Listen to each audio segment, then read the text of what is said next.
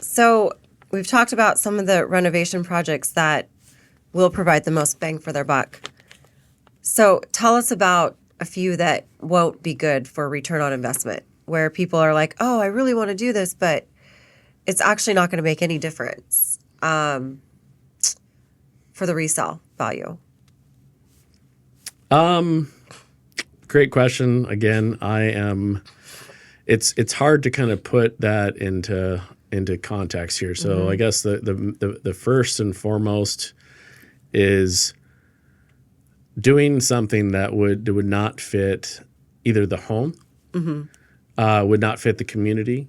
So, you're trying to update a home that, the rest of the community is more colonial look. And you're like, hey, I want to really make my home a box modern look, flat roof, boxed out, whatever.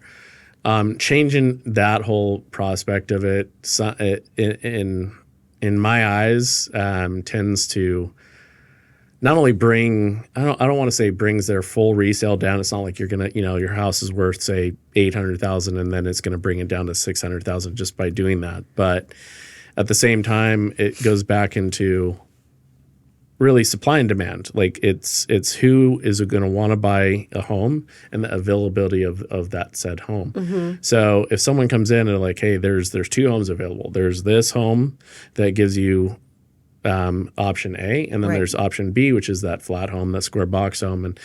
And if they're not looking for that, you have to find a specific audience for that box home. Then you're kind of cutting out a majority, if not a lot, if not all of the possible purchasers, the buyers.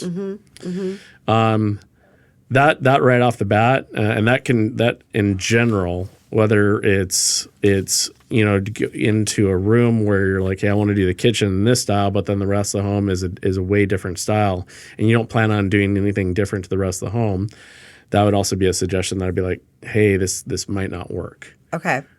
Yeah. So basically the aesthetic of the home on the outside should, if you want to update it, match or look similar to the rest of the homes in that neighborhood or in that community. And then additionally on the inside, if you're, okay, I want marble in my master bathroom, but the rest of the house has melamine. Yes. Yeah, has 100%. nothing to do with it. Yeah.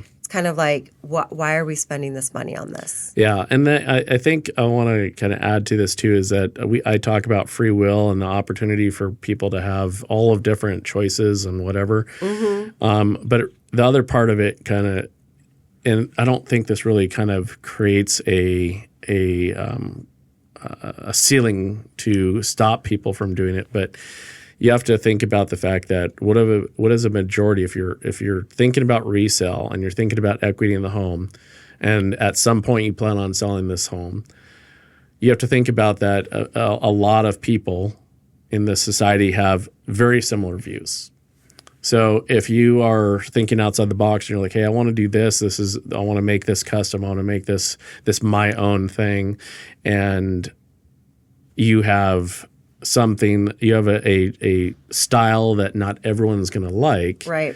Then you have to think about, well, is this going to be a value or is this going to be detrimental to me being able to sell the home in 5 years? And so we like we tell all the clients, I personally think 5-10 years ahead of them most of the time to what was going to be helpful, and we're going to give them that knowledge and education. Whatever they do with it, that's them. But I feel that I can sleep at night knowing that I've at least educated.